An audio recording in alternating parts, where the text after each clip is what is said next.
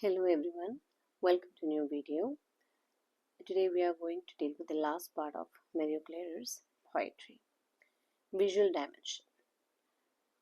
In traditional poetry we can see traditional poetry focuses on transforming objects and experiences into language.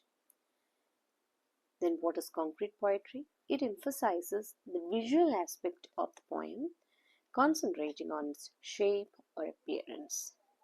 This genre is called picture poems or Carmen figuratum, and we have a lot of examples for that. Famous examples: Carolingian Abbot Rabanus Maurus. His work De Laudibus Sancti Crucis consists of verses in hexameter, visually shaped like crosses. These crosses highlight certain parts of the text similar to crossword puzzles. The poem can be read in multiple directions. That is, we can read the poem from top to bottom. Likewise, we can read the poem from left to right. It symbolizes the omnipresence of the cross and redemption. Thus, the poem becomes both a visual and verbal tribute to the cross. Then what is picture poems? Picture poems have a long tradition from classical antiquity through the Middle Ages and were revived in the 20th century. For example, George Herbert's poem Easter Wings symbolizes spiritual wings that prevent the soul from falling into perdition. And in this poem also we have that visual layout which resembles a pair of wings on the page. In each stanza, lines shorten to represent man's fall into evil and lengthen to show God's redemptive power. Pattern poems were popular with 17th century English metaphysical poets and widely used in European Baroque poetry. Emblem books from the 17th and 18th centuries combined short poems with allegorical engravings. Then E. Cummings, he developed a modern approach to visual poetry, as it is seen in his poem 1, where a falling leaf visually represents loneliness. This poem uses vertical arrangement to mimic the movement of a leaf, while the parenthesis suggests the shape of a leaf in motion. The structure also includes chiasmus, a cross-like word or letter arrangement, adding another layer to the visual verbal interaction, reminiscent of techniques used in classic poetry. This in E. Cummings' poem, the vertical arrangement of letters reflects the idea of falling, with the letter I symbolizing loneliness, as companionship to someness is lost. The poem emphasizes the visual and material aspects of language, much like traditional elegies, but it uses individual letters and words to express loss. Both traditional and experimental poetry often incorporate visual and material aspects of language through layout, rhythm, or sound. Moving to rhythmic acoustic dimension, poems also convey meaning through sound and tone with rhythmic and acoustic qualities enhancing the content. Alexander Pope's An Essay on Criticism highlights how sound and meaning should harmonize in poetry. Pope uses the west wind, zephyr, as an example, with the sounds of his chosen word mimicking the breeze, creating a unity between sound and sense. The quote emphasizes that in good poetry, sound should echo the meaning, as seen in lines describing both gentle breezes and roaring torrents. Harsh sounds like sh, gh, and r can imitate the noise of the sea breaking on the shore, demonstrating how sound can reflect content in poetry.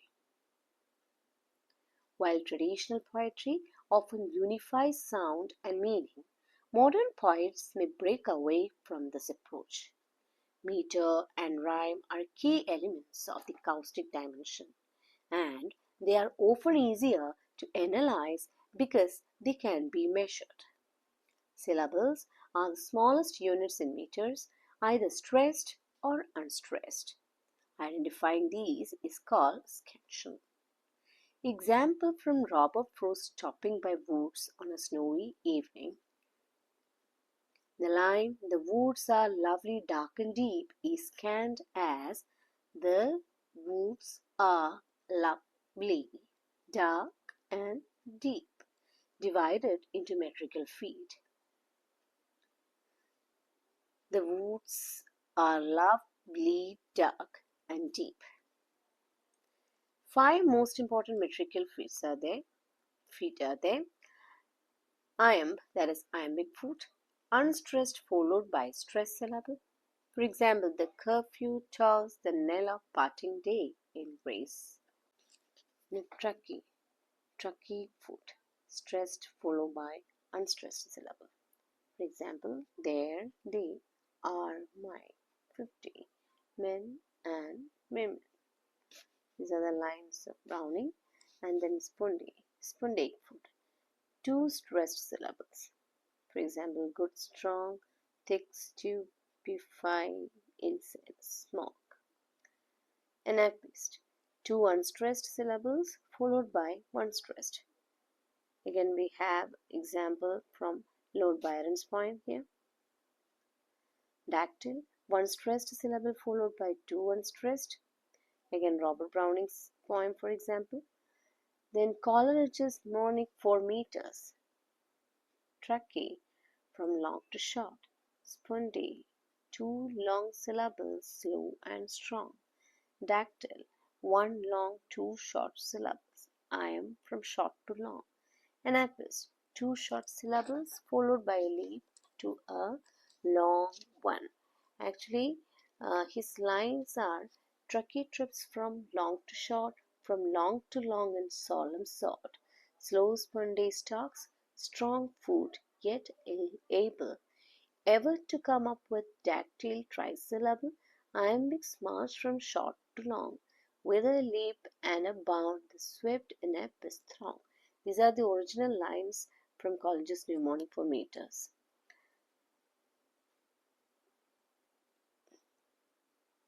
So Anapist, 2 short syllables followed by a leap to a long one.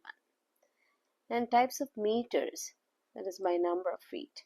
Monometer, 1 foot. Diameter, 2 feet. Trimeter, 3 feet. Tetrameter, 4. Then pentameter, 5 feet. For example, iambic pentameter in Thomas Gray's Elegy. Then hexameter, 6 feet. Iambic hexameter or Alexandrine. Then we have rhyme types also, internal rhyme, end rhyme, I rhyme. Then internal rhyme, it occurs within a line. End rhyme, it occurs at the end of lines. I rhyme, it occurs words that look like they rhyme but don't sound the same. So it's very easy to understand what internal rhyme is and what end rhyme is. Okay. Then alliteration, it is the repetition of consonants at the beginning of words. For example, round and round the rugged rope. Then assonance, it is repetition of vowel sounds within or at the beginning of words. For example, foster child of silence and slow time. The historical use of alliteration, it is very common in Old English poetry, that is Beowulf. In Middle English poetry, like Piers Plowman, alliteration and stress complement each other. Rhyme in modern poems, end rhymes are the most common, identified by using letters to represent the rhyme scheme. And key points on I rhymes and stanzas in poetry.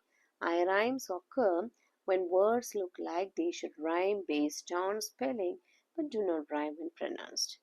For example, man and ocean. The expectation is created visually, but the pronunciation reveals the difference. So eye rhymes create tension between visual and auditory elements, directing the reader's focus. Basic forms of stanzas: couplet 2 lines, tercet 3 lines, quatrain 4 lines. Sonnet is a combination of stanzas usually with 14 lines. Then types of sonnets: Shakespearean, that is in English, then composed of 3 quatrains followed by a couplet, that is Shakespearean sonnet. Written in iambic pentameter with a rhyme scheme of A B A B C D C D E F E F G G. For example, Shakespeare's Sonnet 73. There we have lines 14 in rhyme scheme A B A B C D C D E F E F G G. 73 lines. That time of year thou mayst in me behold follows the iambic pentameter and rhyme scheme. Breakdown of the sonnet. Quatrain 1, it describes the transition of seasons symbolizing aging. Quatrain 2 reflects on twilight and the inevitability of death. Quatrain 3 compares the speaker's fading vitality to a dying fire. Couplet emphasizes the strength of love, knowing it must end. Then summary shows stanzas and forms in poetry which serve as structures that guide the rhythm and meaning.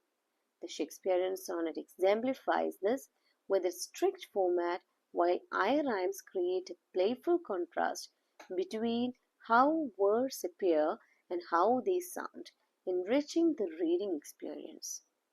Key concepts are poetic unity, that is, traditional poetry aims for a cohesive unity of verbal, visual, and rhythmic elements. Each part of a poem contributes to an overarching theme. Then Shakespeare's Sonnet 73 especially, it uses repetition and imagery to explore themes of love and mortality. For example, in me behold, in me thou seest, this thou perceivest.